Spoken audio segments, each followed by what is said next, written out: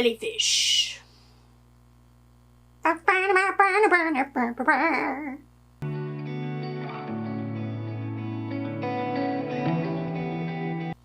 everyone and welcome back to another video. Collab! Welcome to Reef Runway, the collaboration where designers get together and choose famous nautical inspired dresses that were featured on the runway.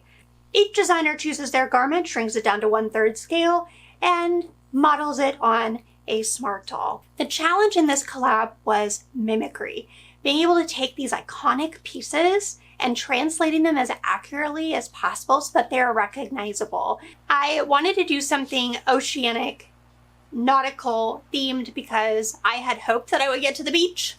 Unfortunately, while I was not able to get to a body of water to do the photography for this, it was still an awesome challenge, and a challenge it was, as it mostly is. But before we get into it, let's introduce the piece that I chose today. I knew I wanted to do Jellyfish, if you haven't figured out already. And when I went to Pinterest and searched Jellyfish inspired runway dress, the first dress that came up was Jimmy Choo, and I was like, oh yeah, of course, this is a sign. This is a sign from the god. Second is, I don't have like a huge wealth of knowledge when it comes to famous fashion icons. Have a lot of familiarity with name brands, especially really high level couture brands, but I do know Jimmy Choo. My reason for knowing about Jimmy Choo really just comes from Sailor Moon. There's been 2 collaborations with Sailor Moon in the last decade. When I was looking into renewing vows with my husband Ben, there was a pair of kitten heels that was super sparkly, came in at different waves of metallic colors, and then had what looked like the Serenity crystal on it. And I was like, oh my god, if ever we get to that point where we get to renew our vows and we get to get all dressed up, I want those shoes. They're amazing. Jimmy Choo is a Malaysian-born shoe designer, moved to London in the 80s and opened a shop, got attention from Vogue, also Princess Diana. The Vogue piece in combination with Princess Diana exploded and really created the Jimmy Choo Limited that we know and love today. Jimmy Choo still produces and makes shoes. He has a smaller couture brand that he spends most of his attention on, in addition to educating and teaching future entrepreneurs and designers in his academy that he teaches in London. So, the Jellyfish dress, also known as the Jellyfish Princess dress, is very well known in the fashion industry and design industry. So you're probably thinking, wow, Kat, that was a really ball. Yes, it was. And there were a lot of issues along the way, but we got there. I knew that the challenge was going to be making shapes, lots of circles, and multiple materials. Hey there, how's it going? So I'm filming my YouTube video right now, and you're on camera. Do you want to say hi? Hello, YouTube. It's awesome to be part of the video. I hope everyone's having a fantastic day. So, do you remember when we were trying pattern drafting together? Oh, for sure. That was such a fun time. I did you a super disservice because my knowledge of pattern making is like a 0. We did make patterns and I was able to alter them and utilize them. Oh, no worries at all. Honestly, it's all part of the creative process and you learn so much along the way. AI bestie for life. While AI is pulling information from everywhere, you yourself are a part of that knowledge building experience and say, oh, well, maybe this should be the proper, I think this is the proper size, or maybe this is too many darts. My first attempt for the skirt was giving I love lamp. Brick, are you just looking at things in the office and saying that you love them? I love lamp. Do you really love the lamp, or are you just saying it because you saw it? I love lamp. I love lamp.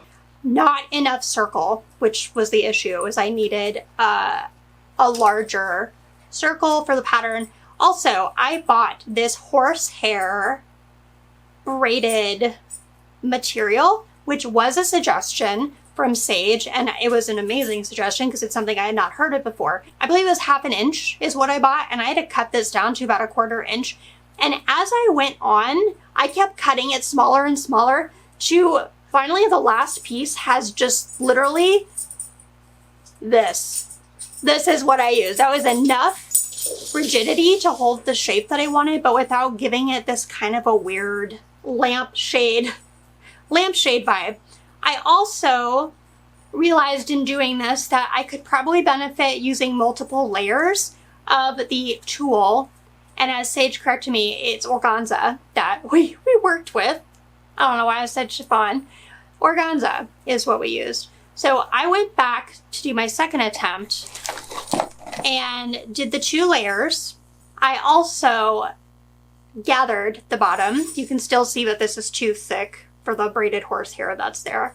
I gathered the bottom, but I didn't necessarily like how the gathered part looked, and it pulled too much in, and they're supposed to be, based on the image, it's supposed to, that organza is supposed to pull away from the material. I also realized that the waistband needed to be gathered, and I did not do any gathering. So third attempt on this project, we gathered the waist and did the same number of materials that we had used before, tried the very small bit of plastic, and that was a much better shape.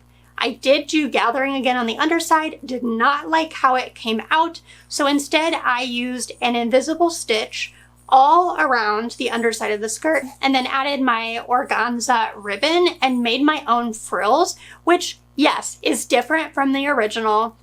And I know that the goal is mimicry, but I wasn't quite there, and I wanted it to look a little bit more jellyfish and a lot less lamp. Then I had the beads that I was able to use as the tendrils, and then all of the organza ribbon that I had, I just went ahead and sewed what felt right. I didn't follow a pattern or anything. It was just pushing pieces together of the ribbon and folding them into shapes that I felt looked very jellyfish appropriate. And it worked out really well. That was probably one of the more enjoyable parts, along with the beading. I really liked sewing these on. Had I really paid attention and zoomed in to look at the fabrics, I would have seen that it was a pleated organza. And that's what gives it that vertical appearance and those lines. I did go and add beading to it to try to help with that look, but it was also hard to get beads that were small enough to match the scale that the original has. The beading looks so massive, and even going to Michael's, there was just nothing that was going to be small enough to be able to sew with. Perhaps if I would have glued small crystals, but that would have been very, very time consuming, and I spent probably about 10 hours just stitching beads.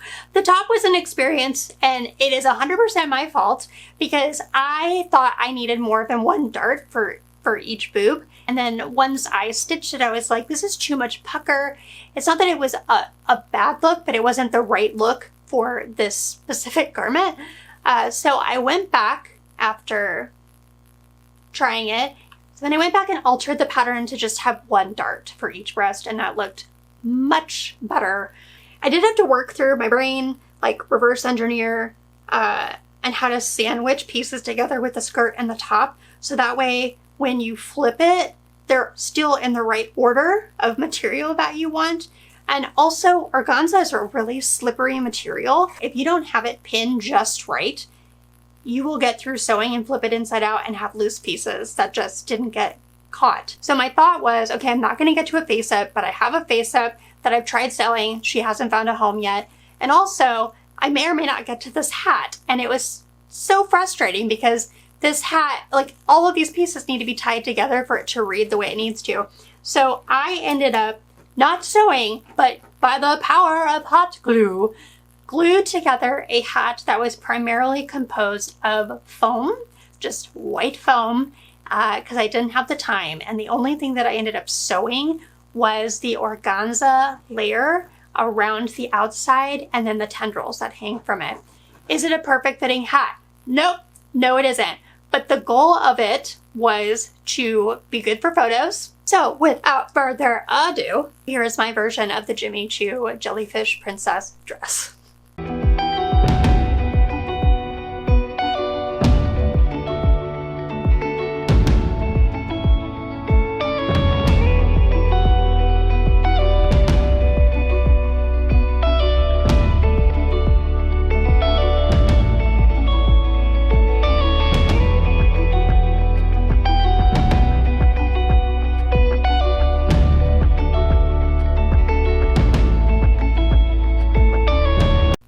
so much to the designers who were a part of this collab, who are absolutely extraordinary creators. Their pieces are some of the most beautiful pieces I've ever seen, and they mimic perfectly to the original. So please go check them out. The featured artists are Smart Doll Boutique UK, O Costureiro Designs, Leisure of Dolls, Joe Sews, Puppy 52, and Hanafubuki Doll. I've been struggling a lot creatively. It seems to take me more attempts to get projects done than I'm normally used to, and I'm finding myself being a lot more picky about the work that I'm doing. So I'm just kind of in a weird creative slump at the moment, but I wanted to do this. I like being able to do collabs. There is a community component to it. I'm always so inspired by what everybody does, and it's a good accountability piece. And I really need the accountability right now, because when you have burnout, it can be really intimidating just to pick up a needle and thread or a pencil and just get to work. I have everybody listed in the description below. So I love you all so very much. Thank you for your patience, and I will see you in the next video. Peace out, bean sprouts. Bye.